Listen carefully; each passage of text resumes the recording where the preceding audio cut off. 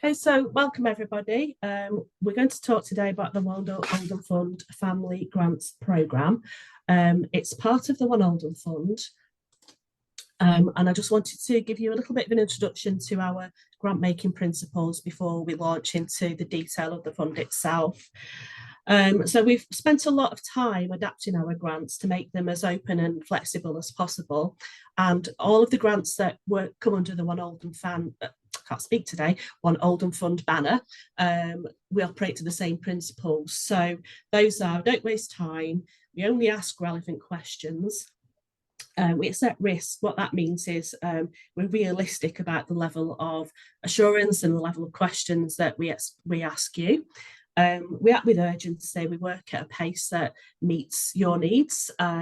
We're as open as we can, so we're as transparent as we can be about decisions and give feedback. We enable flexibility, so we appreciate things change once you've applied for a grant, and we enable that sort of change throughout. Communicate with purpose, so we won't bombard you with information and don't expect you to provide lots of information. Everything's got a purpose. We're proportionate, so everything is proportionate to the level of grant that we're working to. So we ensure that any reporting requirements are well understood, they're proportionate and meaningful. Okay, so the background of the One Oldham Fund itself. The One Oldham Fund, most of you will have heard of before. It's a strategic single investment fund, and it uses pooled resources from various sources for the voluntary, community, faith and social enterprise sector in Oldham. If you want to find any more about the different strands that we have operating at any one time, I've put the link in here. What you will find is there's always a number of different strands running at the same time.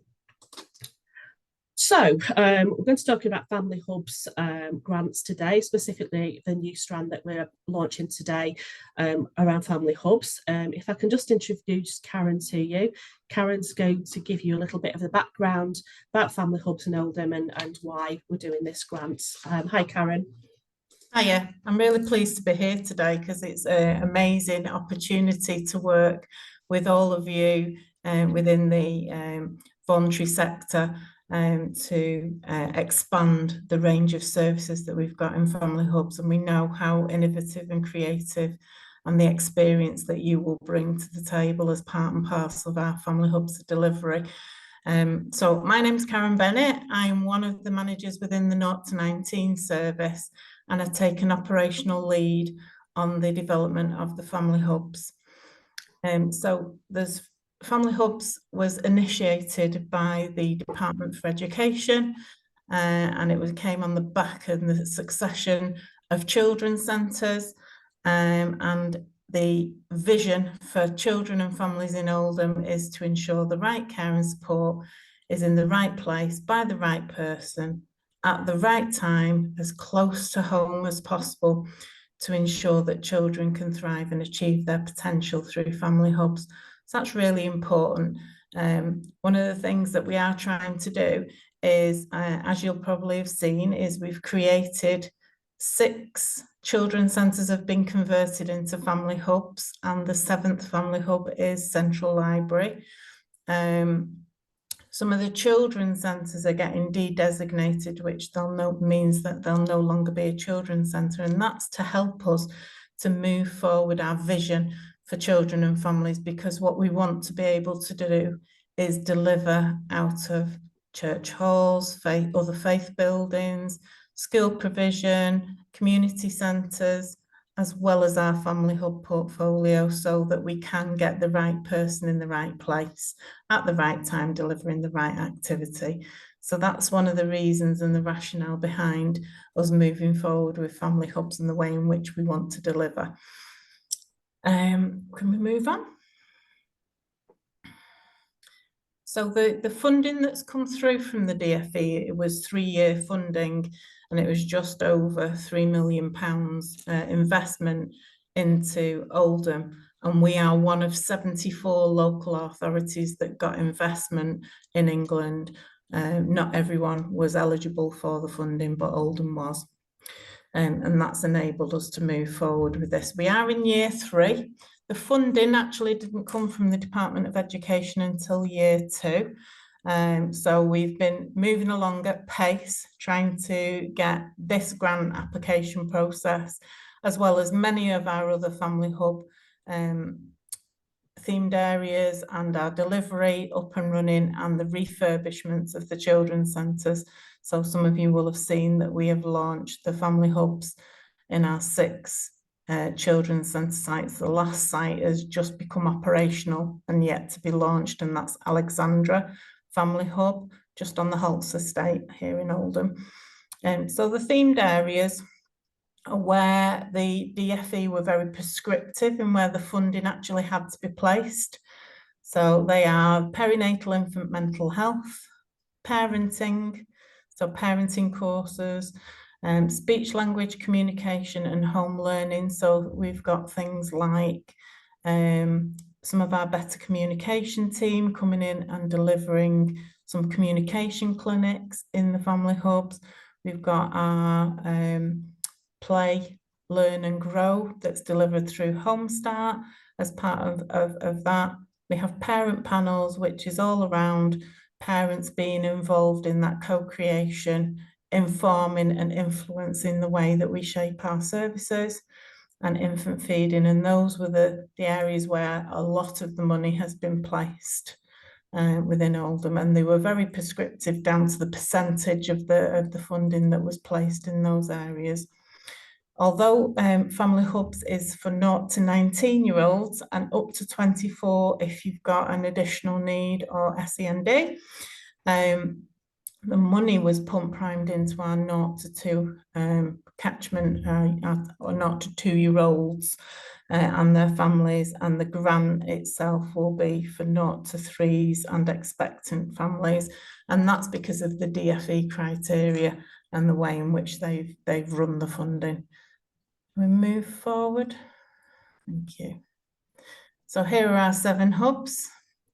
6 are children's centres. We've got a couple in Central, which is Beaver and Alexandra, and then we've got coverage in all the other districts. So Stanley Road is next to Stanley Road School. Medlock Vale Family Hub is in the Honeywell Centre.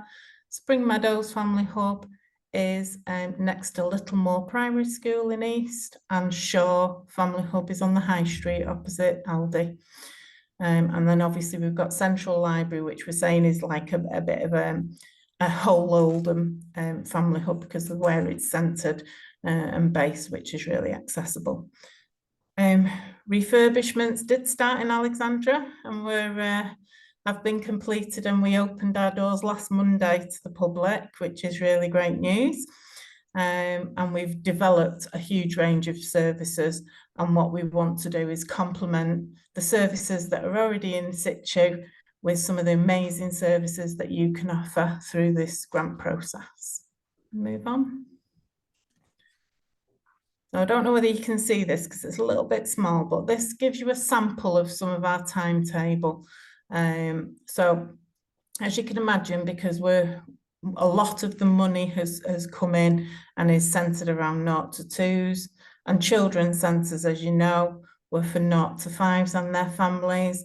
We're still delivering quite a lot around sort of that portfolio, and we're just starting to expand on the 5 to 19s really, and you'll see things like fab sessions and different other things. But as you can see, we've got our antenatal postnatal delivery. We've got some cow's milk protein allergy groups that's delivered by the dietitians. We have weaning support and stay and plays. We've got play, learn and grow. And we have development clinics where parents are invited to bring their children who are 9 to 12 months or 2 to 2.5. And they meet with one of our health visiting team members and go through the child's development to see whether there's any issues or whether they're developing within developmental norms, and any advice and guidance that's needed. And at Beaver, we link very closely with Beaver Primary School, as you can imagine. So they have their send coffee mornings, parents' coffee mornings with us in the family hub. We have things like Baby Bistro, which again is for children who are breastfeeding or bottle feeding, and they offer that support there. And we also have things like point deliver a drop-in as well.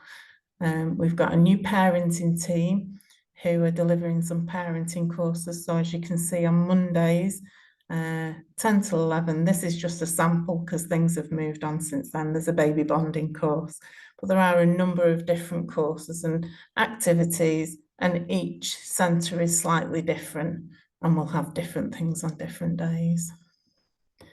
Okay. So it's really important that with this fund, we're able to expand the range of services and utilise the excellent skills that you guys have got, so that we can develop a really rounded offer to families and have a more creative and innovative approach. So we've got the skeleton of our service delivery, but we've got a real ambition to be innovative and creative, and we know that that's something that you guys can bring to the table a lot better than some other services that are very bound by statutory responsibilities, etc. So the Family Hub's ambition in Oldham is to ensure the right care and support is in the right place by the right person at the right time, as close to home as possible, to ensure children can thrive and achieve their potential through family hubs. Sorry, the automatic lights in this office have just disappeared, so let's try and get them on. As always, there we go. There's always something going on, isn't there? So there you go. So what we really want is the opportunity for you guys to deliver amazing services, one-off sessions, as well as courses, activities and services, either in the family hubs or in outreach venues across the family hub, across Oldham, which is the family hub portfolio. Thank you for your time, and I'm going to pass you back to Sharon, who's going to go through some of the logistics of the grant application process. Thanks. Thanks, Karen.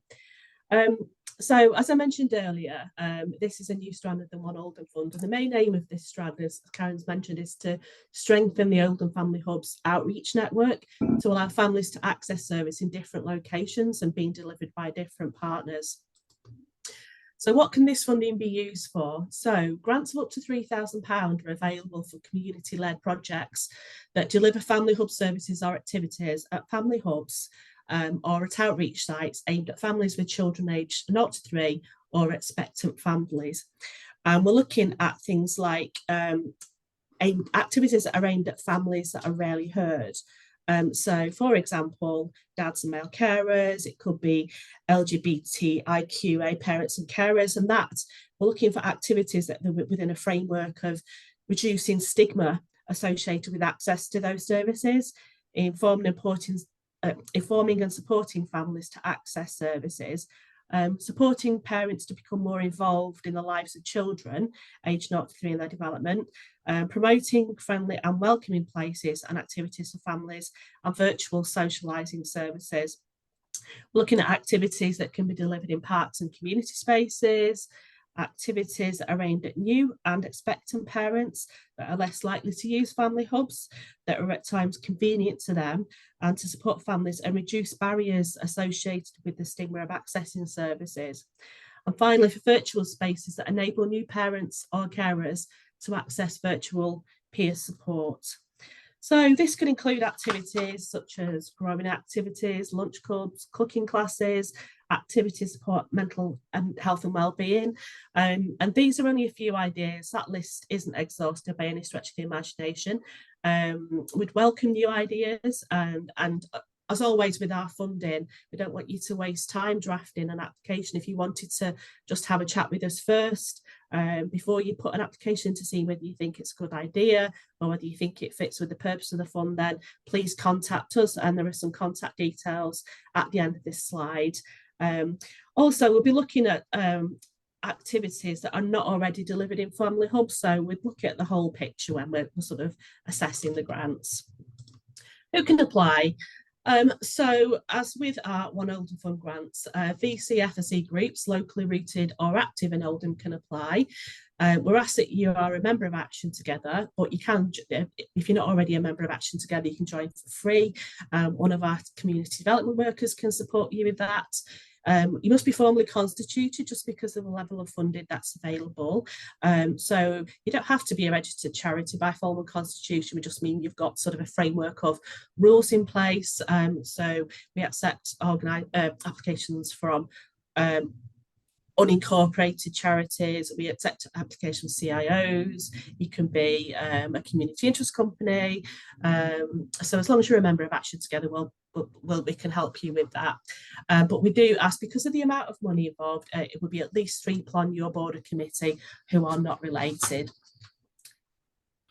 Again, though, if that causes any barriers, please have a chat with us about it.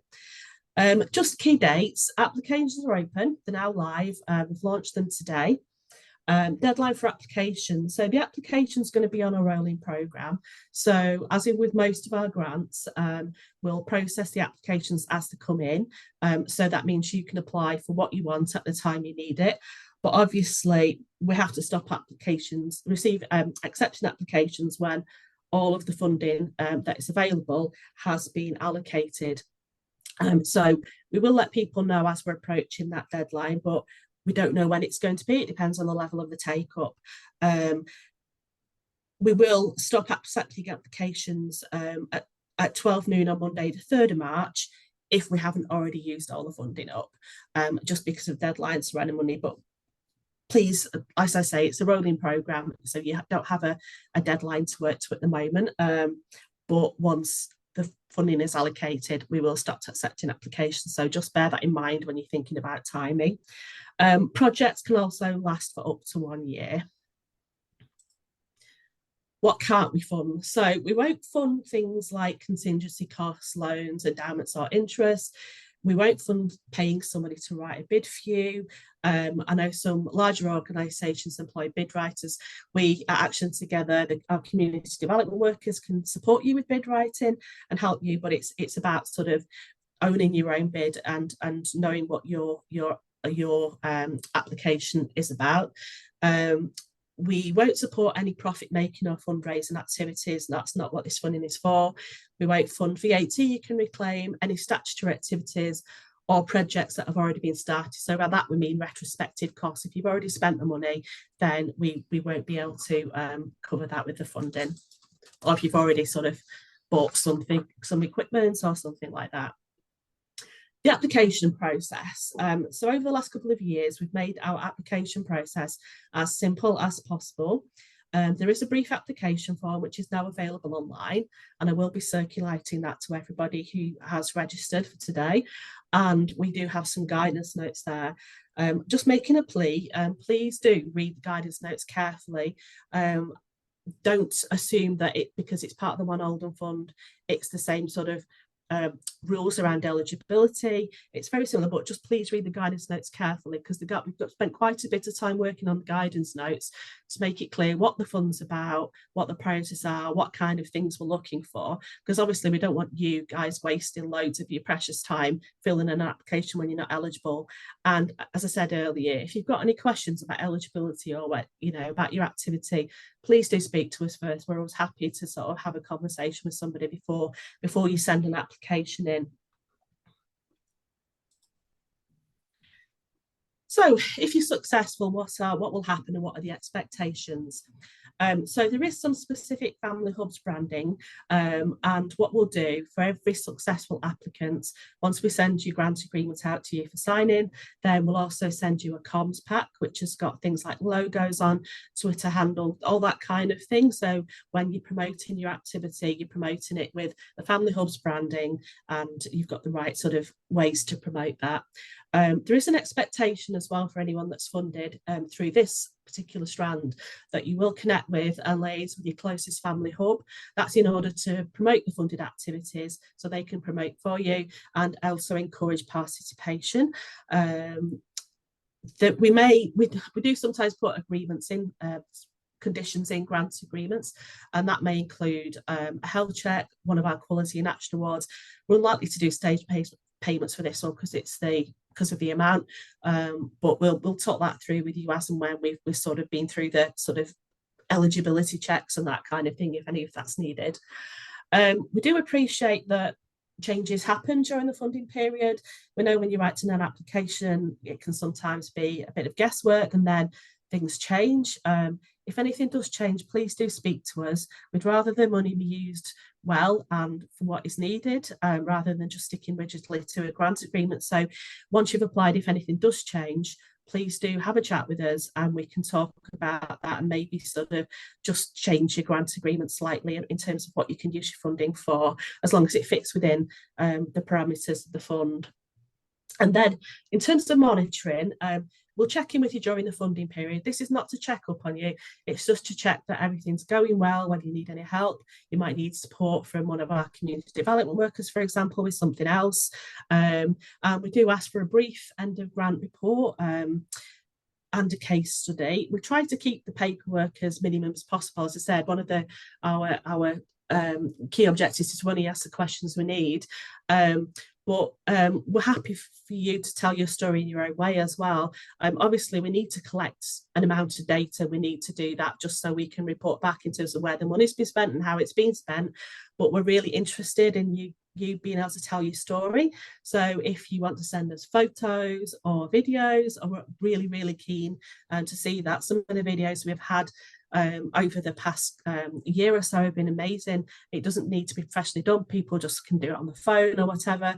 And we do actually have a bit of a guide about capturing your story, which we will send out to any successful applicants with a link. But we're just really interested in not just how the money's been spent, but what difference it's made. And you can tell us that story in any way that suits you, basically.